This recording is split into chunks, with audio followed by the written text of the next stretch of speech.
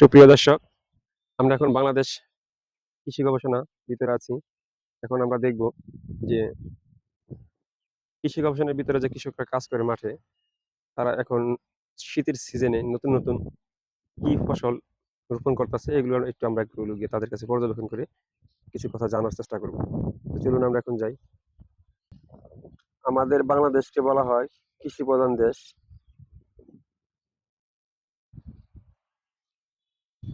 বাংলাদেশের ঐতিহ্যবাহী কৃষি গবেষণা আমাদের গাজীপুর ইনস্টিটিউটে। এগুলো ধান ক্ষেত, এখন নতুন নতুন ফসল তারা রোপণ করবে, বিশাল বড় এরিয়া নিয়ে গঠিত।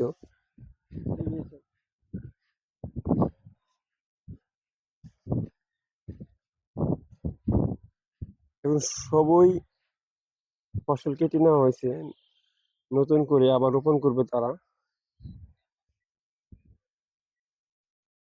আসসালামু আলাইকুম। হারভেস্ট শেষ, এখন এটি শেষ, এখন আর হবে না, খুব কম। ওই পাশে কি?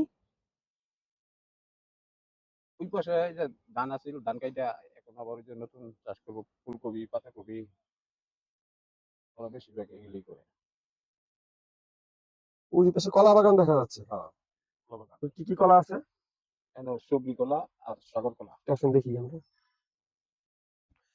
আপনি এই জায়গায় কতদিন যাবত কাজ করেন? জানেন, আমার এই জায়গায় 15 বছর। আপনি 15 বছর যাবত কাজ করেন না? হুম।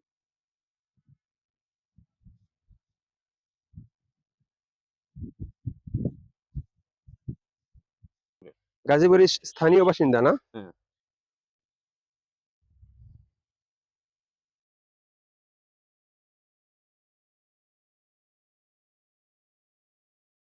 দর্শক, এই যে এটা কি কলা? সাগর কলা, সাগর কলা। আর ওই যে ওই পাশেটা কি কলা? সর্বি কলা। ওটা গেরা সুন্দরী। আসসালামু আলাইকুম কাকা, কি করতেছেন? গাছ পরিচর্যা করতেছেন?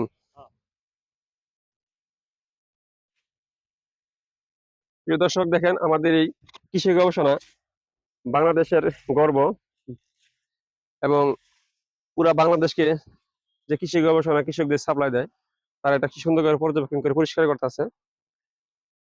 আচ্ছা কাকা, কতদিন চাকরি এই জায়গায়? আমার চাকরি তো আর পুরা শেষ হইছে। এটা চাকরি এটা হইই নাই, বয়স শেষ হইছে। তাই না? আমি খালেদা জিয়ার আমলে 10 বছর করছি। আর শেখ হাসিনার তো এই যে পড়ায় শেষ হয়ে গেছে। খালেদা জিয়ার আমলে কত বছর করছেন? আমি খালেদা জিয়ার আমলে 10 বছর চাকরি করছি। এখন যেটা চাকরি এটা তো হইই নাই। তো শেখ হাসিনা তো যে 15-16 বছর করলো, এই পর্যন্ত এইলো, কিন্তু আমার চাকরি হয়নি।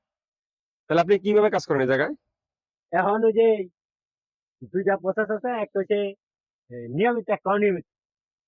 নিয়মিত কোনটা আর অনিয়মিত কোনটা? নিয়মিত যেটা সেটা 2টা বোনাস পায়, আর অনিয়মিত যেটা এটা একটা বোনাস।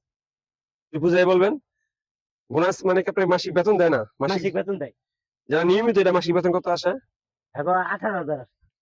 আর অনিয়মিত যারা? অনিয়মিত যারা হেরো এই 17,000 পরে। মানে আমরা একটু কলা বাগানটা ঘুরে দেখি। কাকা, এই জায়গায় কি কি কলা রোপণ করা হয়? এই ফলটা হলো সবজি কলা। এই ফলনে সবজি কলা। সবজি কলা এটি এটা সাগর কলা। কতদিন পর পর ফলন হয়? 1 বছর। দর্শক দেখেন, আমাদের গাজীপুরে কলা বাগান আমরা ঢুকলাম কৃষি গবেষণার ভিতরে। গাজীপুর কৃষি গবেষণা সবকিছুই আছে, কলা বাগান কোন, লিচু বাগান কোন, আম বাগান কোন, তারপরে যে কোনো কিছুই আছে না? এটি সাগর কলা। এইটা এই একদিনই লাগানো হয়েছে। দর্শক দেখেন, এই যে সাগর কলা হয়েছে। পলিথিন দিয়া বাঁধার উদ্দেশ্য কারণ কি?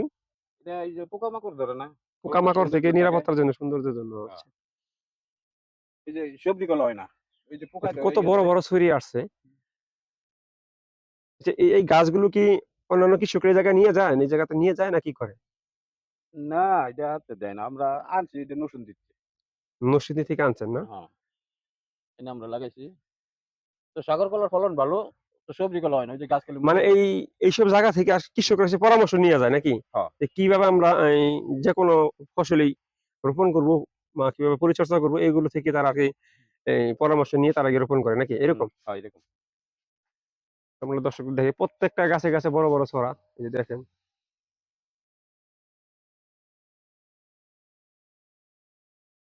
দর্শকদের আমরা শীতের সিজন যখন নতুন নতুন ফসলের চারা গজাবে বা ফসল রোপণ করা শেষ হবে তখন আমরা আপনাদের একটা নতুন ভিডিও দেখাবো। এখন আমাদের কৃষি গবেষণায় সবকিছু কেটে ফেলা হচ্ছে, কেটে নতুন করে রোপণ করবে। আর তারপরে এই কৃষি গবেষণা আবার সবুজ শ্যামলে ছেয়ে যাবে, সেগুলো আমরা আবার আপনাকে দ্বিতীয় ভিডিও দেখাবো। কাকা, এই যে গাছের গোড়া থেকে যে কলা গাছ এই নতুন গজাচ্ছিল, এটা কেন কেটে ফেলতেছে, কারণ কি? একটু বলেন। এই যে নতুন করে যে আপনার ওই যে কলা গাছ নতুন করে জন্ম নিচ্ছিল, এগুলো কাটার কারণ কি? এটা কাটার কারণ হচ্ছে এটা কাটলে গাছের বল পাইবো না, আর এটা কাটা দিলে গাছের মোটা হইব, ফুকতে হইব, শরীরটা ভালো হইব। গাছের ফলন ভালো হবে, মানে হ্যাঁ, ছড়ি অনেক বড় হবে, বড় হবে, কলা অনেক বড় হবে, কলম মোটা হইব। আর এই জন্য পরিচর্যা নিচে এগুলো কেটে ফেলা যায়। এই কারণে ইশারাটি কাটে কাটে লাগানো লাগে, একটা করে পুঁজি রেখে দিছি, একটা করে ছাড় থাকবো। এটা এটা মাইরে কাটা ছড়ি কাটালে এটা ছড়ি পড়িব, আর কিছু না। এটাই শেষ। আচ্ছা, ঠিক আছে। এই যে পুঁজি রাখছি। কাকা, কতদিন যাবত এই জায়গায় কাজ করেন? আমি 5 সালে ঢুকছি ফার্মে। 5 সালে, হুম। মানে 19 বছর। 19 বছর। আপনি কি জায়গায় পার্মানেন্টলি আছেন নাকি দিন অনিয়মিত হয়েছে? হয়েছে। জি, অনিয়মিত। অনিয়মিত। হ্যাঁ, নিয়মিত অন্ত হয়নি। যারা অনিয়মিত তাদের প্রতিদিন কাজ করতে হয়। প্রতিদিন কাজ করতে হয়। আপনি আর আর কি কি পরিচর্যা করছেন এই জায়গায়? এখানে হইব আপনার টমেটো, কাঁচামরিচ, শসা, পান্না লাউ, মিষ্টি লাউ, এই যে পেঁয়াজ। এই ক্ষেতে কি কি রোপণ করবেন, এটা ছাড়ার আগে মধ্যে দিক নির্দেশনা দিবে এটা নাকি আপনারা? মসুরি পড়বো, ছোলা পড়বো, টমেটো পড়বো, 3 বছর পড়বো এটার মধ্যে। আসলে একটু দেখি আমরা। পেঁপে আসছিল, এগুলো কি হবে? পেঁপে ছাড়া। এগুলো পেঁপে ছাড়া হবে না? এই এতটুকুই না আরো হবে? তাহলে এটা কি হবে বলছিলেন? এটার মধ্যে আপনার কাঁচামরিচ, ছোলা, মসুরি ডাল আর এই পদ্ধতি। কাঁচামরিচ, দর্শক এই ক্ষেত্রে হবে কাঁচামরিচ, ছোলা, মুসুরি ডাউল, আর অনেক কিছু ওই পাশে একটা ক্ষেত্রে আছে এগুলো। পেঁয়াজ, এই পান্না লাউ, মিষ্টি লাউ, এই টমেটো, শসা। শসা, এই চিচিঙ্গা, কাঁকরোলা। আচ্ছা, বুঝতে পারলাম দর্শক, তাদের কথা আমরা বুঝতে পারলাম। এখন তারা মাত্র শীতের সিজনের ফসল রোপণ করবে। আর আর এজন্য আমরা আপনাদেরকে সবুজ শ্যামল কৃষি গবেষণা দেখাইতে পারলাম না। ইনশাল্লাহ যখন নাকি রোপণ করা শেষ হয়ে যাবে, চারা গজাবে, আস্তে আস্তে চারাগুলো বড় হবে, তখন ইনশাল্লাহ আমি তাদেরকে নিয়ে আবার একটু কথা বলবো এবং আমি আপনাদেরকে সবুজ শ্যামল ভরা কৃষি গবেষণা আমি আপনাদেরকে দেখাইতে পারবো। তো দর্শক, আজকে ওনার কাছে আমরা বিদায় নিব। যে কাকা, আপনি কিছু বলবেন আমাদের চ্যানেলের ব্যাপারে? ধন্যবাদ সুকুমাই বাংলাদেশ টিভি চ্যানেলের। যাই হোক, দোয়া করবেন আমাদের জন্য, আমরা যেন ভালো রিসার্চ করতে পারি, আরো কৃষকদের আরো ভালো বীজ দিতে পারি, সেই জন্য আমাদের জন্য দোয়া করবেন। আচ্ছা, এখান থেকে কি কৃষকরা বীজ নিয়ে যায়? হ্যাঁ। সুপ্রিয় দর্শক, আপনারা শুনলেন এবং কিছুটা দেখাতে পেরেছি এবং দেখলেন। আশা করি সামনে নতুন এক ভিডিওতে আপনারা স্বয়ংসম্পূর্ণ একটা এই, কৃষি ক্ষেত্র হিসেবে দেখতে পারবেন।